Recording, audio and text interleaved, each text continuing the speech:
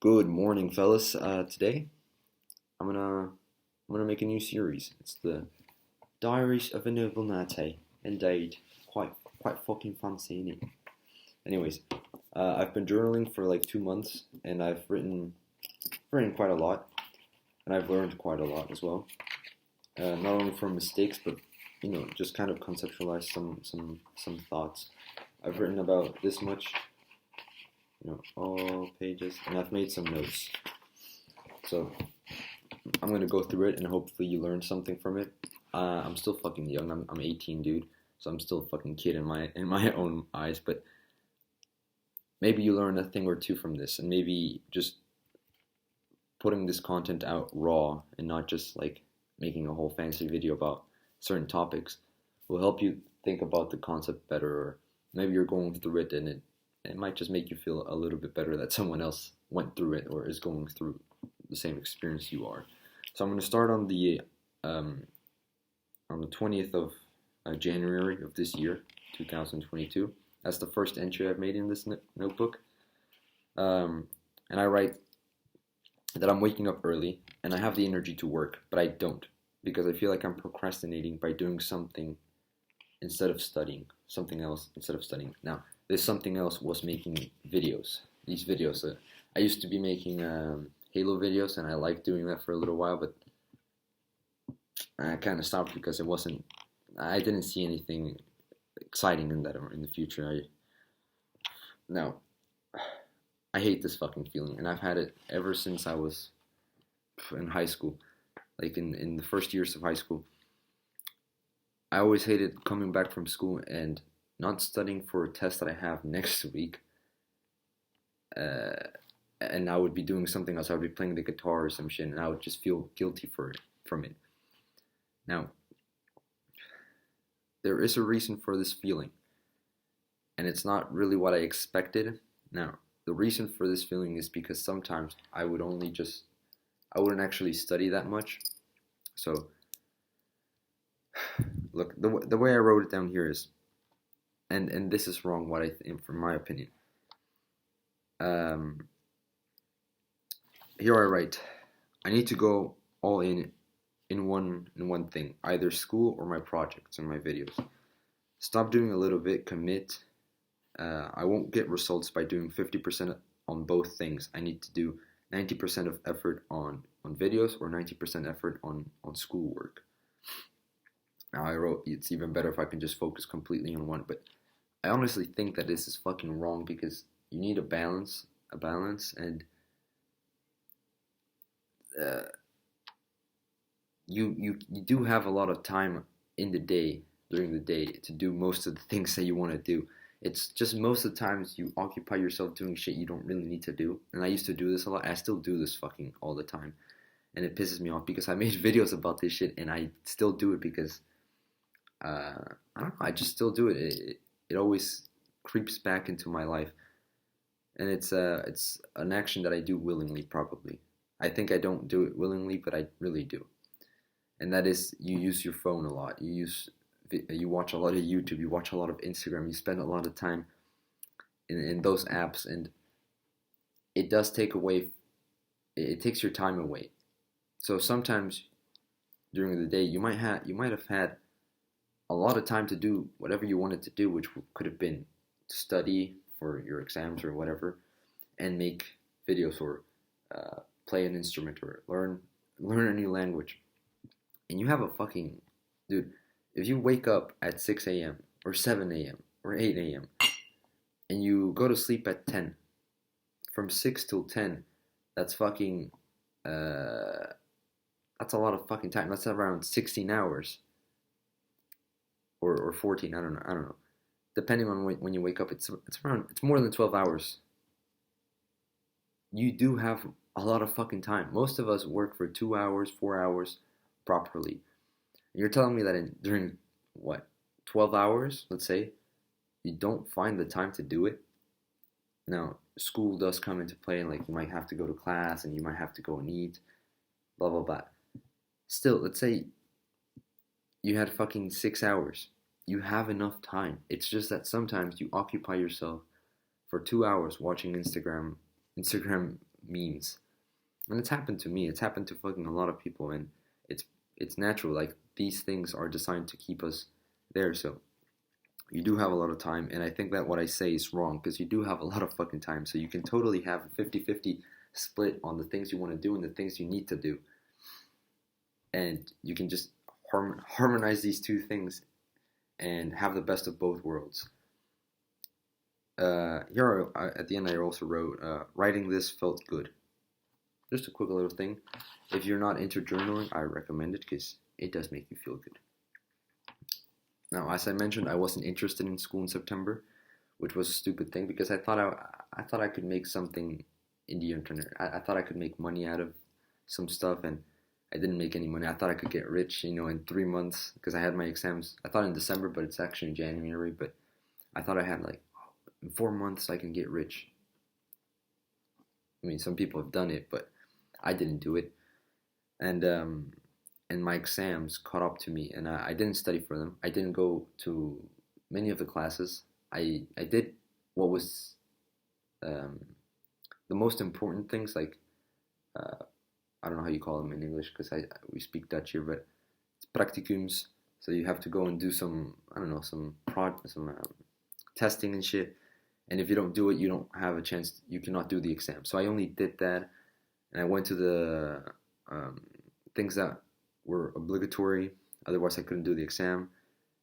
But a week before the exam, I wasn't studying. I studied 3 days before each exam, and I had fucking a week between exams, and I had enough time. I had enough time to relearn the material because they gave me a fucking month and a half to prepare for the exams, and I still didn't do anything because I thought I was gonna make something out of YouTube and something out of selling shit online and stuff.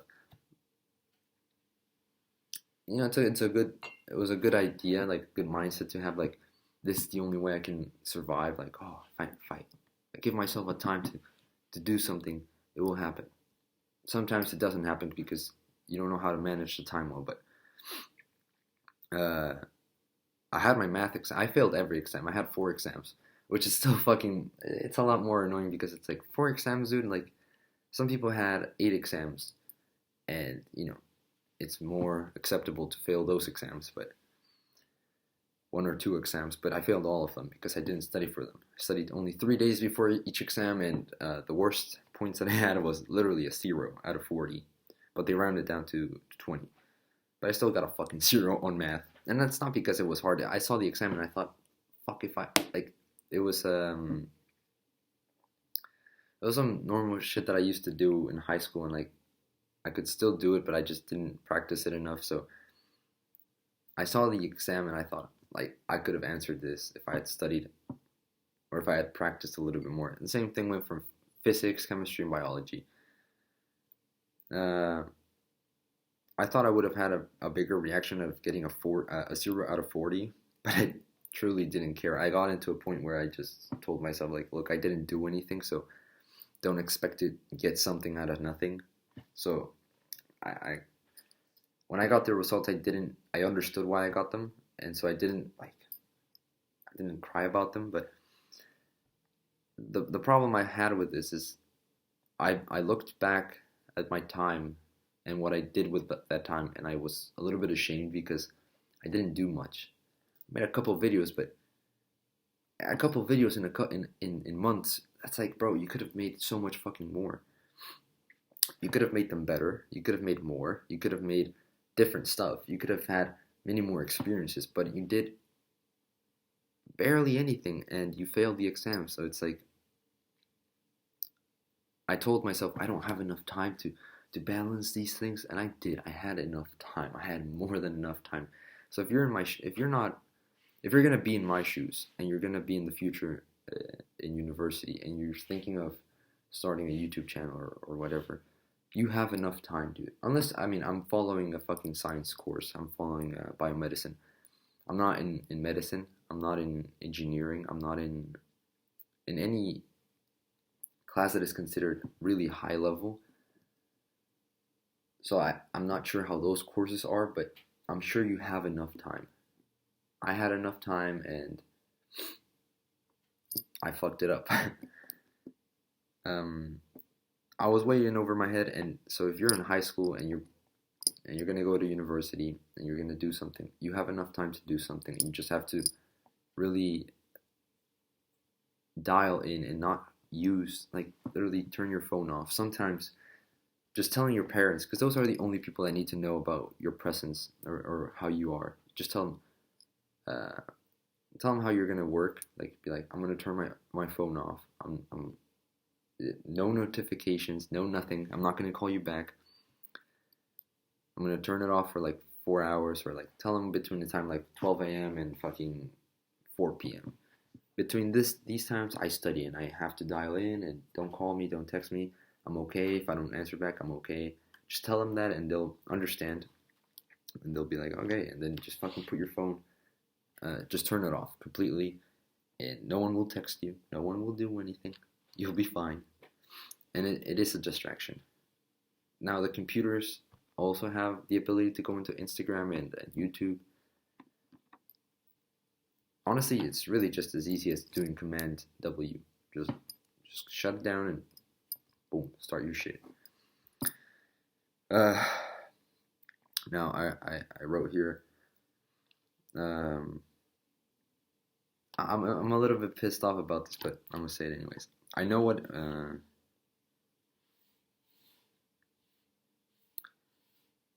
it takes to make it. And even though it looks like I'm behind by failing the exams, I feel like this could catapult me miles ahead in real life. Knowing that I'm occupied with the right questions reassures me that I can achieve what I dream of. Exams have always made me feel bad about myself. Let's dissect it piece by piece.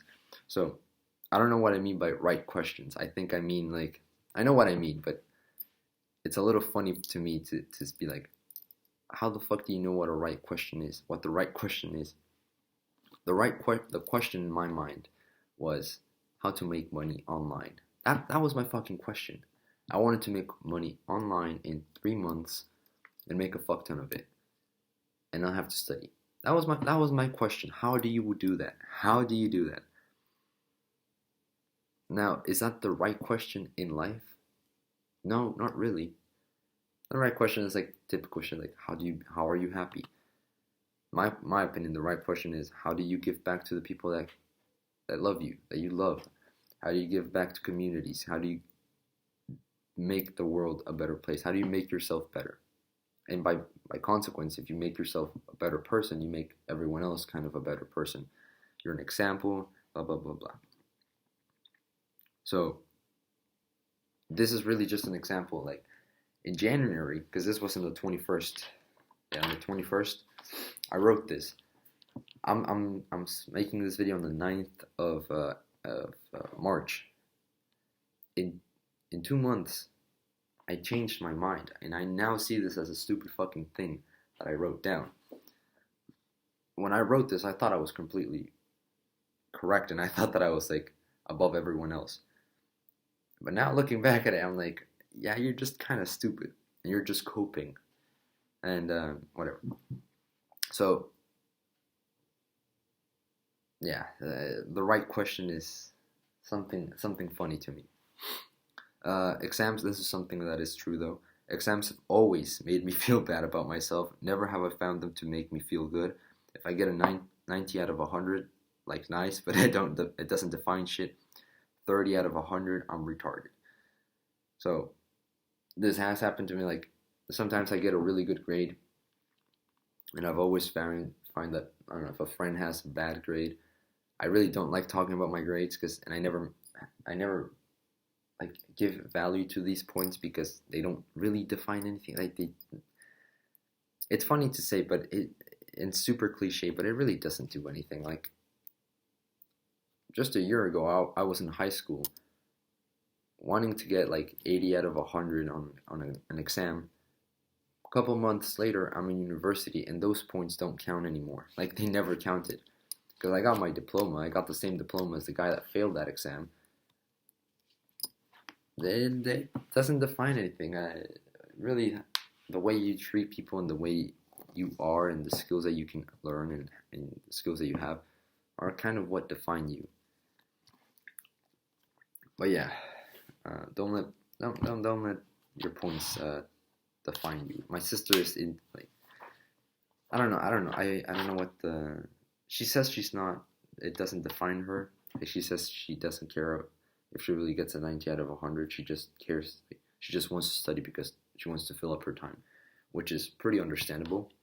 The way and if I really think about it, it's like yeah, it makes sense.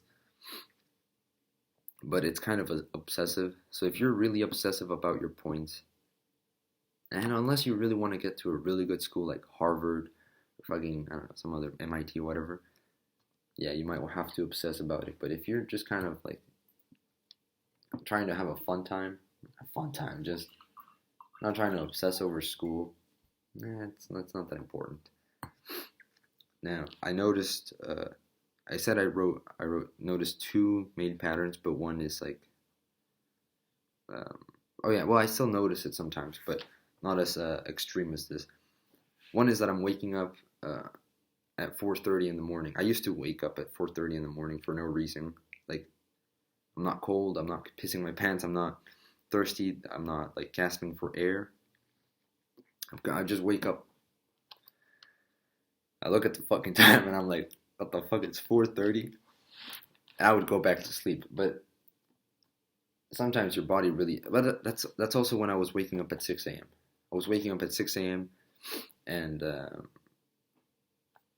my theory was that your body just kind of has a range when it wants to wake up, and so my body just decided to wake up at 4:30. It found it optimal to wake up at that time, and I decided to ignore it and just go back to sleep. Now, in my defense, that was the first time it happened to me.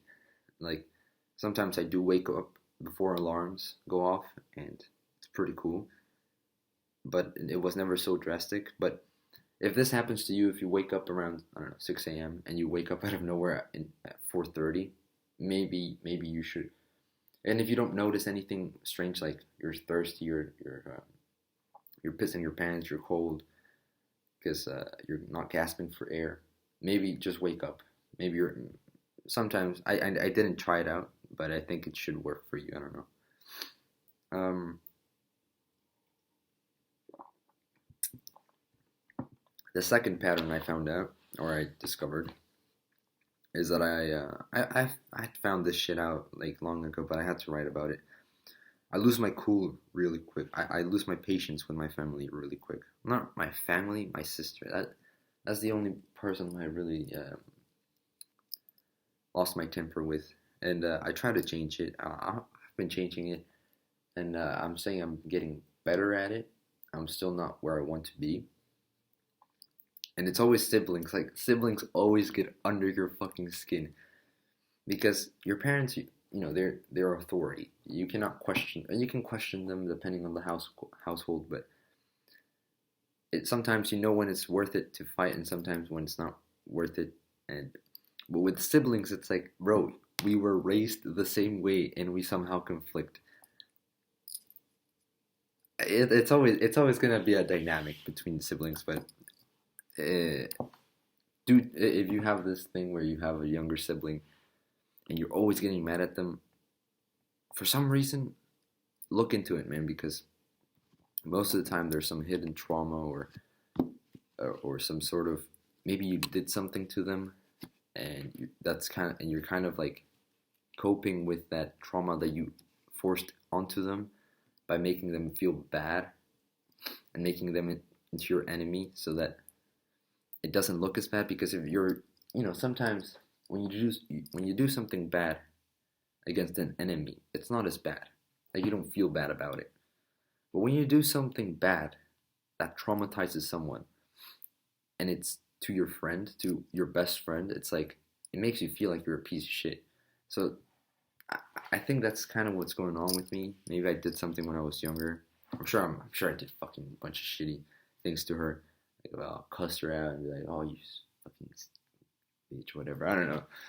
And I'm just coping with it. But yeah, something I also noticed in university and in public is that, and also with my sister and myself and my parents, basically with everyone, is that most of the times we are when we're bored, we look into our phone.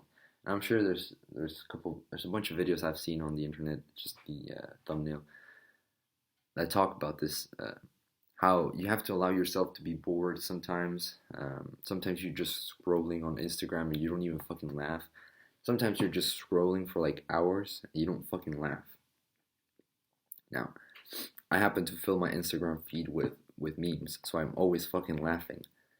But sometimes you look at people just using, I don't know, whatever they're using, YouTube, Instagram, Twitter. They just look at their phone and they don't laugh. Now, they could be reading the newspapers, but if they're young, how likely is it for them to read the newspapers? Unlikely. They're probably looking at an Instagram at models or whatever, and they never laugh. No one really laughs at looking at their phone.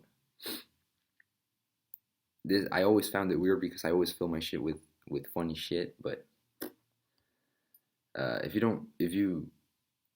you never fucking laugh while watching your phone, maybe you should stop. I don't know. Yeah, I wrote here a note: if they are alone, they immediately pop their phones. I feel most people are waiting to be approached. It's up to you to talk to them, and I'm sure they will be happy for that someone talked to them. Yeah, just you can approach people. I'm sure that no one's really doing anything important on their phone. I'm not doing anything important on their phone. My friends never do anything important on their phones. No, my family, my sister, my friends, no one really does anything that important. Alright.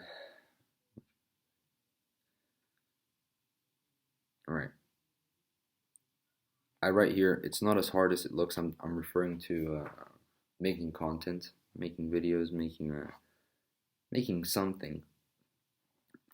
It's not as hard as it looks. I need to rely more on what I know and that will lead me to success. I write here in a little note. It really isn't, but you just have to get at it and be consistent. Then I write here, I have it in me to achieve what I want. Joe Rogan also didn't want to work a 9 to 5, but he did, and look where he's at now. Tremendous work, but huge payout. Everyone starts somewhere. What matters is what you do with that time. So, yeah, it really is just that. I mean, it's pretty fucking self-evident.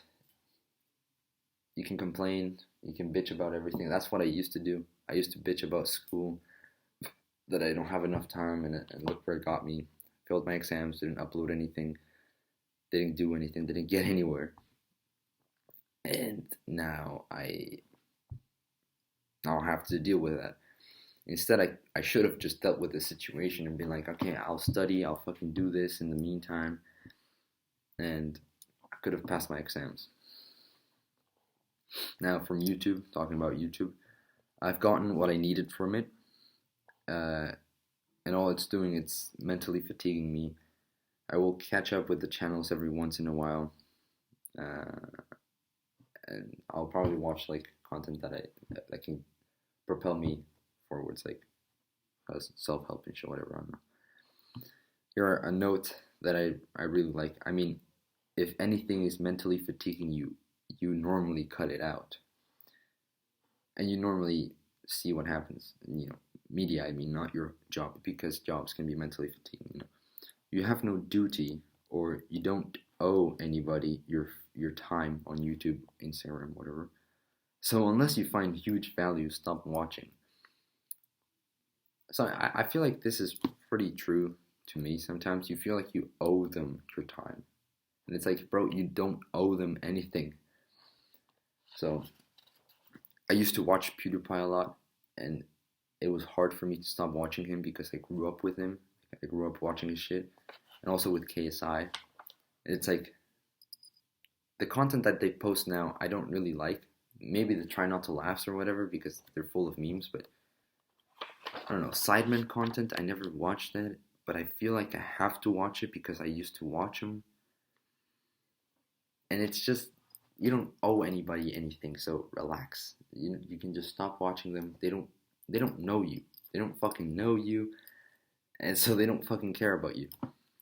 It really is just that. I mean, I feel like nobody really, unless you see your fans or the viewers, I feel like you don't mind if one guy is not there, you know?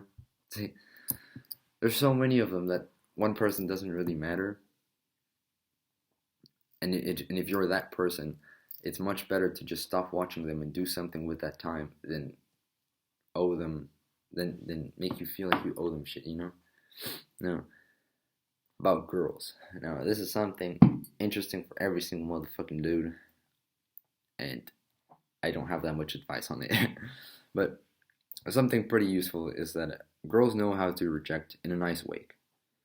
It's always like, I don't know, it's always so fucking friendly, and they never like, unless it's some fucking bitch or some fucking whore, they will reject you in a nice way. They will never say like ew or what the fuck, you're talking to me. I mean, people are socially inept sometimes, so they might say it. I don't know, but it will hurt when they reject you, but it won't kill you because they'll do it in a nice way. If you don't talk with chicks, first befriend them once you're confident. But so yeah, that this will come back later. But fuck their friends or their vibes, or see the vibes. Yeah, it's just like understand the situation. But this was about a time I tried to talk to a girl, like try to fuck her, whatever. I was like, the situation was, I was like, okay, I had a long week. I'm gonna go out on Friday and try to talk to women. And why would I want to try and talk? Why would I try and talk to women to fuck them? So that was the way I thought about it. I'm gonna talk to them to have sex with them. Now, I talked to a couple, and the rejection was never bad. It was never like, you fucking, I don't know, weirdo. I just try to talk to them, and sometimes it would keep walking, and they'd be like, and that shit would hurt. That shit would hurt. But it's still not bad, you know. It's not like, it's kind of, they kind of just ignored you. But now I kept thinking, it didn't happen too much, but every time it was always like, they always kind of try to push you out of the way with like, yeah, I'm seeing other people, whatever. Now I kept thinking why I found it hard to really talk to someone, and it's because the girl is with someone else. And the first time, it's also my mentality. The mentality is the important part. I didn't talk to anyone because I didn't talk to anyone that I didn't physically find attractive, because I went with the idea that whomever I talked to, I would fuck. So if I talked to an ugly girl, I would have to have sex with her. No. If you want to approach women, don't do that. Don't. You kind of have to go with the mentality of like, all right, in the gym, you don't start out lifting 100 kilos. You're not benching 100 kilos on the first day. First, you start out maybe with the bar. If you cannot do the bar, you do push-ups. If you cannot do push-ups, you do assisted push-ups. But if you can do a couple bench presses with a bar, you put in 10 kilos. 10 kilos on one side, 10 kilos on the other side. Now you have 40 kilos. Then you progressively overload until you get to 100 kilos. And the 100 kilos is you having sex. But you can never start out benching 100 kilos. Some people can, but if you're not that guy, and if you think you're not that guy, because it's pretty obvious, it sets the wrong expectation within you. So you have to start out small, and you have to try to just talk to them to make friends, or to just say, what's up? That's as easy. Hey, what's up? A small little thing. But the more you do it, the more you get used to it. The more you get used to it, the more it becomes like a natural thing, and it just feels normal to you. And if it feels normal to you, it feels normal to them. Because I'm pretty sure that if you start out, I don't know, trying to say some corny line, it feels weird. It just feels weird. You feel it. You feel that it's weird. They feel it, and it just turns into like, it's an immediate no without them even saying anything. Now, the best way to do it is, all right, can you go up to a dude and just talk to the guy? Try and make friends with him. All right, you can make a friend, a male friend. All right, now, go up to a girl. Can you talk to a girl? You can't? All right. If you go to school, just every time you see a girl, say, what's up? What's up? And you look at them and just look at them in the eyes and smile. What's up? What's up, baby girl? And the more you talk and the more you'll become better at it, and eventually you might dare to sit next to a girl and then start talking with her. Maybe you just become friends. Maybe you can become study partners. I don't know. But then you know within you that you have talked to people. And so it's not weird anymore to talk to women about anything. So now in the streets, you might be able to cold approach anyone, or in a party, you might be able to see a person and you're like, oh, talk to them. So you have to start out small. Don't start out thinking about like, I'm going to have sex. I mean, you're going to start out doing that. It's just, I also saw some videos about it, and it's like, oh, your expectations are really important. And it's like, yeah, but you still want to fuck. So it's like, yeah, you fucked up, and you kind of have to figure that out for yourself.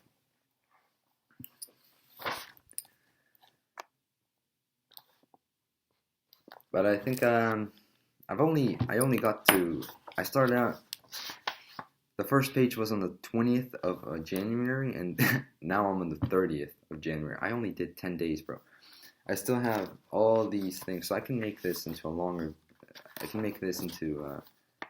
a series, which I upload weekly, because I like talking about this shit, so I'm probably gonna do that. It's pretty easy to make, and they can be pretty long, and maybe you get something out of it, maybe you don't. Maybe you know everything, maybe you don't know anything about what I talked about. Good talk. See you later.